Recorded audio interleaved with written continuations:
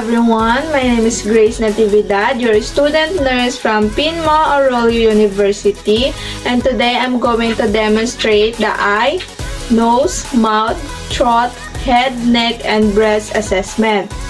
Before starting the assessment, don't forget to do the hand washing and ensure the client's support and privacy. Introduce yourself. Verify the client's identity using two identifiers such as his or her name, birthday, and ask the client how would like to call during the assessment. And explain the procedure on the client on how he or she can participate during the assessment. And provide them the opportunity to ask or raise for a concern. Good day, ma'am. My name is Grace Natividad, your student nurse for today. May I know your name po? Tricia Natividad, So, when is your birthday po? November 12, 2005. Okay, then, what do you want me to call you? I'm okay with Trish. So, Miss Trish, today, I am going to do an eye assessment to you po. But before that, the procedure that I will be doing is I am going to assess your eyes po. There are some movement or procedure that you should follow such as sitting or standing po. Following the gesture of my hand and following the gestures of life. Is it clear po or any clarification pa po? Wala na po. And of course, ma'am, all information that I will be getting to you is secure and safely handed to the doctors po. So, ma'am, are you using any lenses po? No? Then that's great, ma'am. Now, ma'am, can you cover your left eye? Then, read the letters in front po. E, F, P, E, O, J, L, P, E, B, E, E, C, F, D, E, G, F, C, J, P, F, E, L, O, P, J, P, D, E, F, C, O, P, E, C. Now, ma'am, can you cover your right eye? Then, read the letters again po. E, F, P, E, O, J, L, P, E, B, E, E, C, F, D, E, D, F, C, J, P, F, E, L, O, P, J, D, E, F, P, O, P, E, C. That's good, ma'am. Now, can you uncover your both eyes? Then, read the letters again po. E, F, P, E, O, J, L, P, E, B, E, E, C, F, D, E, D, F, C, J, P, F, E, L, O, P, J, D, D, E, F, P, O, P, E, C. That's great, ma'am. That's great, ma'am. Thank you very much. So now, Miss Trish, I am going to perform the hand gesture. So tell me where my hand is pointing is. So where is it? Up, down, left, right. Okay, thank you for that. Now, Miss Trish, we're going to do a test accommodation. So, ma'am, please follow and look at this pen, okay po?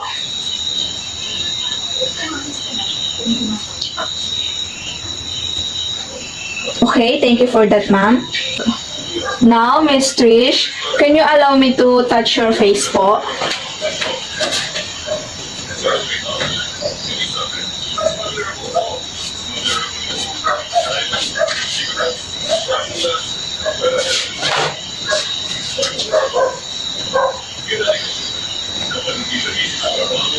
Okay, thank you for that, ma'am. And now, ma'am, for the last test, I'm going to perform the light perception po. This test indicates if you need prescription lenses or what prescription lens you need to see properly. So, tell me if you can see the light, okay, ma'am? This, ma'am. How about this, ma'am? And this? Okay, thank you very much, ma'am. So, Miss Trish, On assessing your eyes, it shows that in assessing the visuality, your right and left and both eyes is 20/20 means it's good and normal. Then for the testing the visual fields, we can see that at my hands at 50 degrees in your upper field, then 70 degree in your down field, then 50 degree in your nasal field, which is good, ma'am. Then, for the visual inspection po, in your eyes, your hair distribution is good. Your eyebrows are symmetrical. Your eyelash is slightly curled, which is normal and good. Then, there are no swelling in your conjunctiva, and it is transparent and it's good. Then your palpebral is pinkish, and the iris and pupil size are all normal, and your iris is also light brown. So ma'am, keep your eyes healthy. Don't spend too much on using gadgets. Thank you very much, ma'am. Welcome and thank you too. Now I am going to assess the patient's nose. The patient's nose is in the middle of the face. There seems to be no deviation to the left or to the right. Septum is normal, both nostrils are normal. Now, Miss Trish, we're going to occlude one side of your nose. So could you occlude it for me like this? Ma'am, inhale, exhale. Did you find hard time breathing po? Okay, ma'am. For the other side po, could you occlude it again, ma'am? Inhale, exhale. Did you have a hard time po? No. So the patient can breathe perfectly normal even if one side is occluded. So there is no obstruction in the nose. And now, I am going to palpate the patient's external nostrils. Do you feel any pain as a touch is, ma'am? Okay. Now, I am going to proceed checking the patient's internal nerves.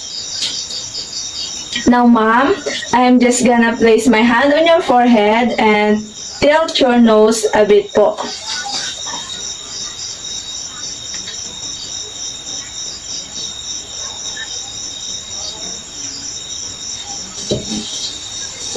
So the patient nasal mucosa is pinkish in color. There are no swelling, no foreign bodies, there are no present of exudates, and there is no septum perforation. Now, I am going to proceed to check the patient's mouth and throat.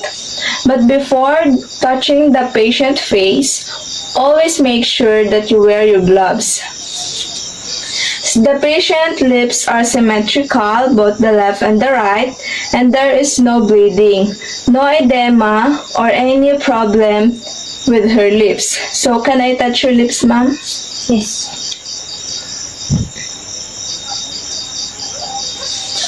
So the patient's lips are smooth and soft. Now, I am going to proceed checking the patient's teeth. So, ma'am, could you smell for me po? Could you open your mouth for me po?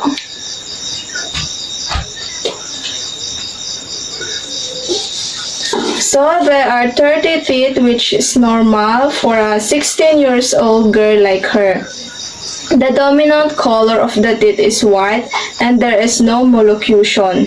So, Miss Trish, could you please stick out your tongue for me?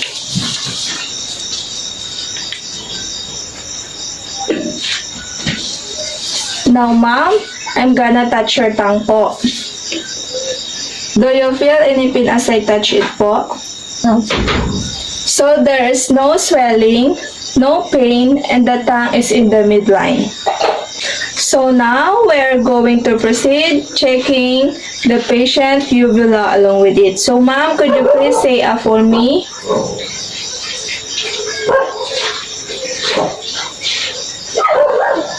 So patient uvula is vibrating or moving as you say which is totally normal and it is pinkish in color. The tonsils are perfectly normal.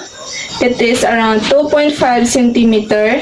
There is no swelling on the uvula or on the tonsils. So ma'am, let's proceed inspecting your hair and head po. So, is it okay if I touch your hair po?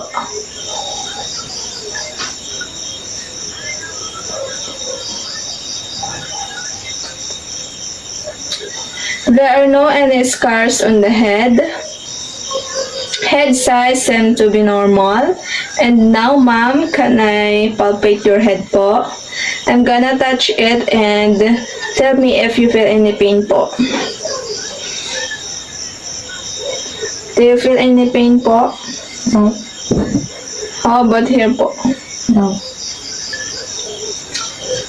So the patient head size is normal, hair is normal, and it is smooth to touch.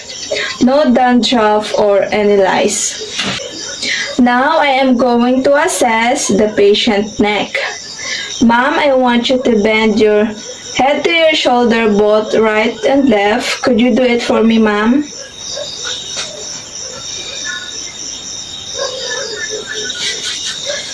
Do you feel any pain, ma'am? No. Okay, so the patient could do it effortlessly without pain. Now, ma'am, I want you to bend your head forward and backward po. Can you do it for me po? Do you have a trouble doing it or do you feel any pain po? No. So the patient had no trouble doing what I've said. The patient's neck is movable and no problem. The patient trachea is in the midline position. No deviating to the left nor to the right. There is no visible jugular vein, no distension, and there is no thyroid lump, so the patient neck is normal as per inspection. Ma'am Trish, for the last part of our assessment, we will now proceed to your breast po. I will perform an examination for your breast that will involve looking at your breast po, getting you do some movement with your arms, seeing how the skin changes. I will move my hand and starting with the normal side, have a check on the side and also check on the other side. Is that clear, ma'am, or any question pa po? Okay, ma'am, could you just put your hands on your hips for me and just press down on the hips po? Okay, ma'am, thank you. Now, ma'am, could you just put your hands behind your head po? Okay, then push your elbows back and lean forward for me, ma'am. Okay, ma'am, thank you very much. Now, Miss Trish, I need to do now is to feel the clumps in your armpit po. Hindi ko masyadong.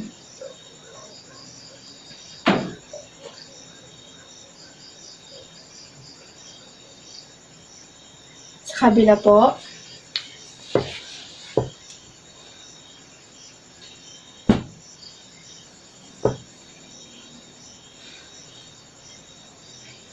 Okay, ma'am. Thank you very much. So, ma'am, can you put your right hand behind your head po? So, ma'am, now I'm gonna palpate your breast po.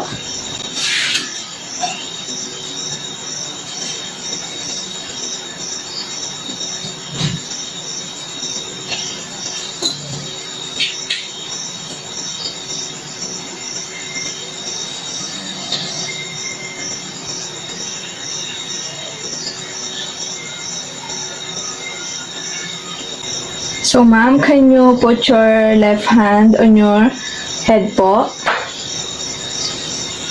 Now, I'm gonna palpate your breast, ma'am, but on the left side naman po.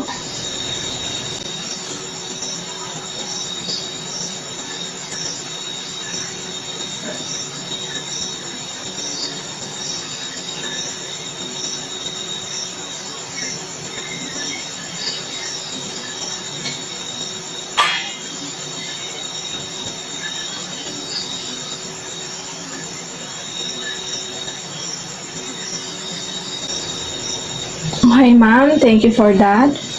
So, ma'am, on an inspection of your right and left breast po, there is no problem, which is good po. Upon palpation, there were no other underlying tissues po. There were no other links on palpation, and there was no lymph node involvement po. So, Miss Trish, after assessing your eye, mouth, throat, head, neck, and breast, all findings seem to be normal po. No complaints of any tenderness and abnormalities po. So, thank you very much, ma'am. Stay healthy and safe po.